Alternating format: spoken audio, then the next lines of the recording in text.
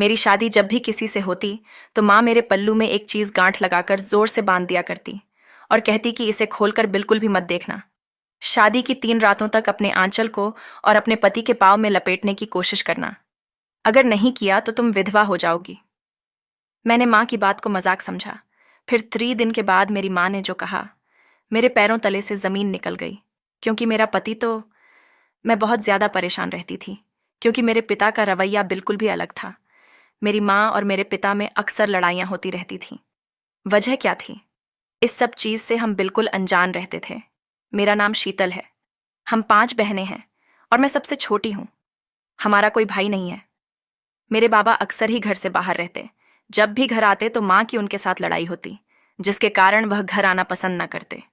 ऐसा क्यों होता था यह हमें से किसी को नहीं पता था, और ना कभी किसी ने पूछने की हिम्मत कि मेरी माँ एक कमरे में बंद रहती और हर वक्त में ही रहती, सिर्फ खाना खाने ही बाहर निकलते।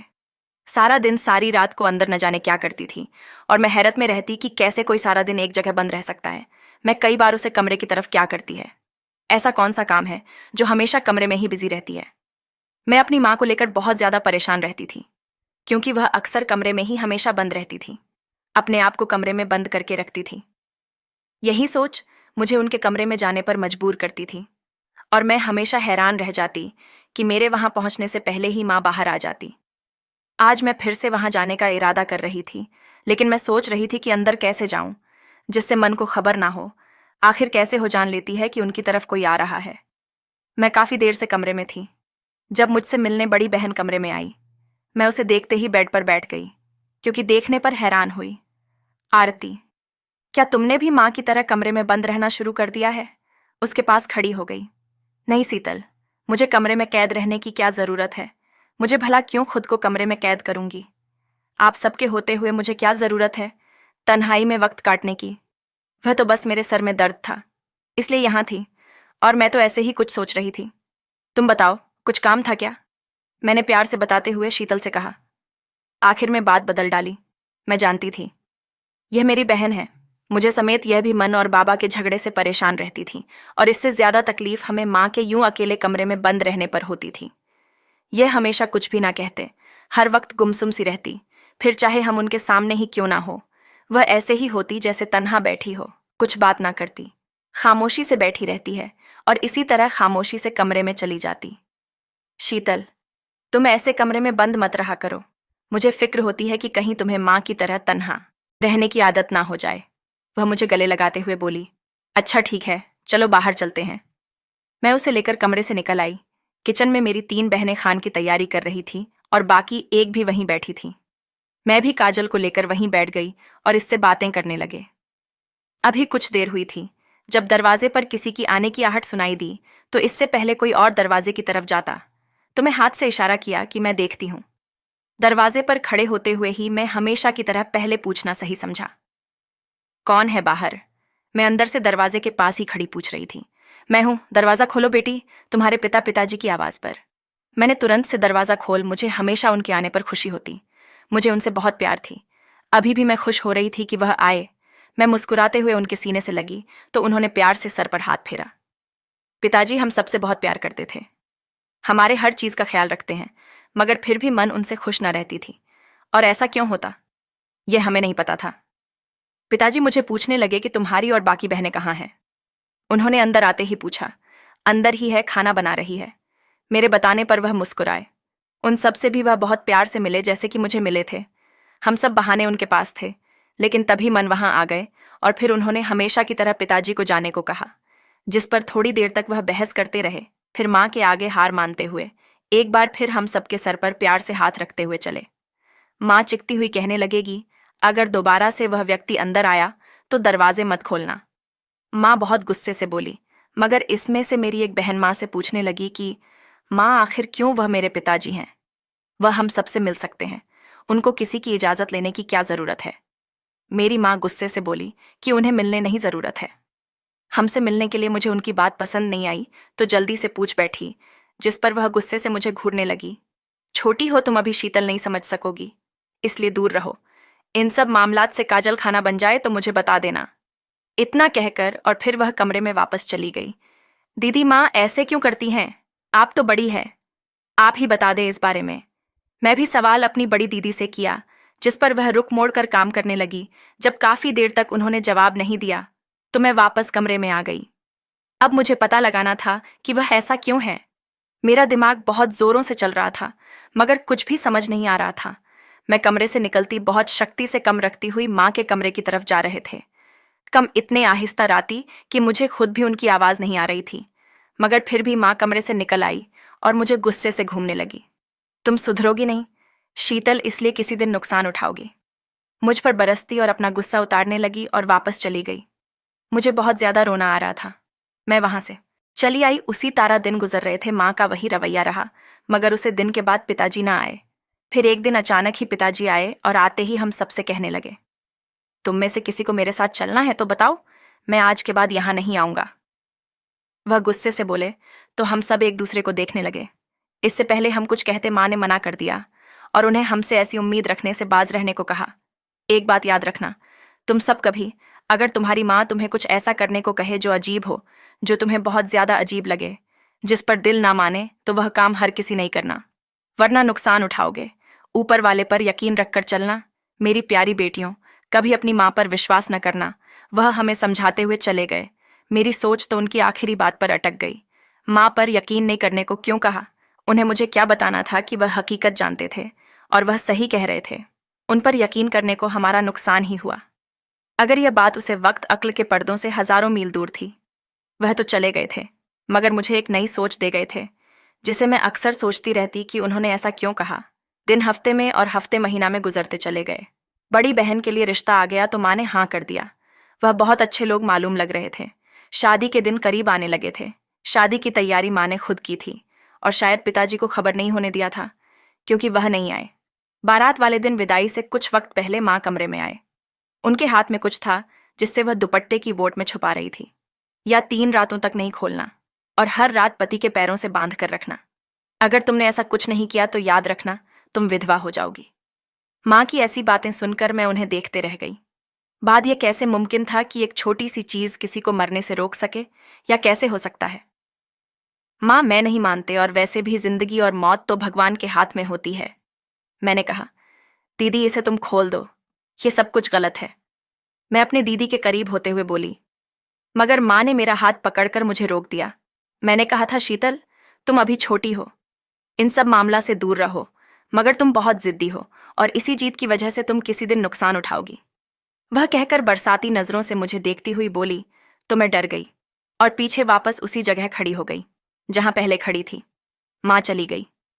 कुछ देर तो मैं वैसे ही खड़ी रही, मगर फिर दीदी से बोली, खोल दो, यह सब कुछ झूठ है, यकीन मत करो, आपको याद नहीं, पिताजी ने कहा था माँ की कोई भी बात पर यकीन मत करना, उनकी किसी बेफिजूल बात पर यकीन करने की जरूरत नहीं है। आप पिताजी के बाद ही मान लो दीदी, क्या आपका दिल मानता है? इस बात पर जो माँ ने कही, दीदी जवाब तो दो मैं कहती रही, मगर वह न मानी। उनकी विदाई के बाद मैं फिर से कमरे में बंद हो गई। ऐसे ही दीदी ने माँ की बात पर अमल किया। वह अपने घर में खुश थे और माँ इस बात पर कि उनकी बात मान ली। उनकी बेटी ने उनके पति हमेशा उनके साथ आता और साथ लेकर चला जाता। इसी तरह दूसरी, फिर तीसरी बहन की भी शादी हो गई। हर एक बार की तरह माँ ने उन्हें भी वही गांठ लगाकर कपड़ा दिया जो उनके आंचल के पल्लू से बढ़ने को कहा, और वही बात कही जो पहले कही थी, और उनकी बात मान ली गई। मुझे बहुत सख्त गुस्सा आता था कि वह क्यों उनकी बात पर कोई सवाल जवाब नहीं करता। उनकी बात बहुत आसानी से मान लिया जाता, मगर वो एक नहीं मानती। मैं अब माँ से और भी दूर रहती, उनके साथ खाना भी नहीं खाती थी। जब वह कमरे से बाहर होती तो मैं कमरे में बंद हो जाती। मुझे उनके गुस्से से खौफ आता था। माँ ने उसे पर शुक्रिया अदा किया कि मैं अब उनके काम से दूर रहती हूँ। हम बाकी 2 बहनें बची थीं जिनकी शादी होनी थी। मैं उसको समझती कि वह माँ की बात ज्यादा ध्यान ना दे या फिर उनकी बात हरगिज ना माने, बस उनकी बात पर हमें सर हिला दे। मगर मुझे डर था कि कहीं वह भी माँ की बात ना मान ले। और मेरा घर सही साबित हुआ। उसने भी वही किया जो बाकी सब ने किया था, जो बाकी सब मेरी बहाने करती आ रही थी। मेरे इतना मना करने के बावजूद भी मेरी तीसरी बहन ने माँ की कहीं भी बातें मान ली। मैंने उसे बहुत डांटा, मगर उसने मेरी बात को अनसुनी कर दी। अब मैं अकेली थी। माँ के पास मुझे कभी कभी उनसे डर भी लगता और डर से अक्सर कब जाती। एक दिन मैं यूं ही आंगन में टहल रही थी जब मेरी नजर माँ के कमरे की तरह पड़ी खिड़की कुछ खुली हुई थी। ना जाने क्यों मेरा दिल दल सा गया। मुझे ऐसा लगा जैसे वहां उनके अलावा कोई और भी वहां है। मैं डरते डरते उनके कमरे की तरफ जाने लगी। खिड़की खुली थी, मगर थोड़ी सी जब मेरी नजर अंदर पड़ी तो एक साया सा लहराया। मैं डरकर पीछे हो गई और भगती कमरे में आई। दरवाजा बंद कर लिया। सस तो जैसे रुक ही गई थी। ऐसा लग रहा था जैसी मेरी जान निकल जाएगी। कुछ देर बाद डर खत्म हो गया। अब मैं कमरे में ही बंद रहती थी। मैंने अपने डॉन से बात की तो उन्होंने कहा, ये मेरा वहम है। तुम घर में अकेली रहती हो ना, इसलिए तुम डर जाती होगी। लेकिन मैं कैसे अपने बहनों को बताती? ये सब कुछ जो मेरे साथ हो रहा था, ये कोई मेरा बहन नहीं था। घर में भगवान से प्रार्थना करती कि मैं वहां से चाहे जैसे निकल सकूं। कुछ ऐसा हो जाए कि मुझे वह उसे घर में माँ के साथ नहीं रहना पड़े, क्योंकि मुझे यह घर खाना लगता था जहां अक्सर सांस लेना भी मुश्किल हो जाता। इसलिए अब अक्सर ही मैं वहां से निकलने की भगवान से प्रार्थना करती। आखिरकार मेरा प्रार्थना एक दिन स्वीकार कर ही ली गई। मुझे भी कुछ लोग देखने के लिए आए और पसंद कर लिए। मैं तो बहुत ज्यादा खुश हुई थी कि अब मैं यहां से निकाल सकूंगी। वह लोग सीधा शादी करना चाहते थे, इसलिए माँ ने हाँ कर दी और मेरी शादी की तारीख तय हो गई। सब कुछ हुआ तो था अचानक, मगर मैं खुश थी। अचानक मैं कि अब मुझे माँ के साथ नहीं रहना पड़ेगा। मेरी शादी की तैयारी ये बहुत जोरों शोरों से मेरी बहाने ने की थी। हर चीज मुझसे पूछकर खरीदी गई, क्योंकि मैं उन सब की लाडली थी। मेरे साथ भी वही हुआ जो बाकी सबके साथ हुआ था। माँ ने वह कपड़ा मेरे पल्लू से खुद बांधा और मुझे शक्ति से उनके वचन का पालन करने के लिए कहा, मगर मैं उनकी बात को मजाक में उड़ा दिया और उनके जाते ही वह पल्लू खोल दिया, जिसमें छोटा सा कपड़ा था जिसमें गांठ लगी थी। पहले तो मैं उसे देखकर सोचती रही कि इसमें क्या हो सकता है। मेरी विदाई में सिर्फ 10 मिनट पड़े थे। जब मैं वह कपड़ा खोल तो मेरे चीखों पर चीखें निकलती गई। उसमें मौजूद चीज को देखकर बहुत मुश्किल से मुंह पर हाथ रखकर मैंने खुद को संभाल जमीन पर पड़ा था। वह कोई अजीब सी चीज थी। इतने में दरवाजे पर किसी की आहट हुई तो मैं जल्दी से उसे पल्लू से बात नहीं लगी कि कहीं किसी को कुछ पता न चल जाए और यह शादी टूट ना जाए। अपना चेहरा सही करके उसे अंदर आने की इजाजत दी तो सामने मेरी बहन थी। मुझे यूं ही डरे शहर में देखकर वह जल्दी से मेरे पास आई और पूछने लगी कि क्या हुआ शीतल, तुम इतना डरी हुई क्यों लग रही हो? उसने परेशानी से पूछा और मुझे गले लगाया। दीदी, और मैं कहते कहते रुक गई। मेरी दीदी तो डर जाती है, अगर उसे पता चल जाता क्या हुआ? दीदी मुझे कंधे से हिलाते हुए पूछने लगे, तबीयत तो ठीक है ना तुम्हारी? वह मेरे चेहरे को छूने लगी। मैं थोड़ी मुस्कुराती हुई कहने लगी कि कुछ नहीं, ठीक हूं दीदी। अच्छा चलो छोड़ो, तुम्हें पता है पिताजी आए हैं। दीदी खुशी से बताने लगी, कहाँ है पिताजी? उनसे कहो मेरे पास आ जाए, मुझे उनसे बात करनी है। मैंने उसकी बात काट दे, अच्छा रहती हूं मगर विदाई का वक्त हो चुका है। अरे कुछ नहीं होगा, मुझे उनसे कुछ जरूरी बात करनी है। दीदी प्लीज दीदी।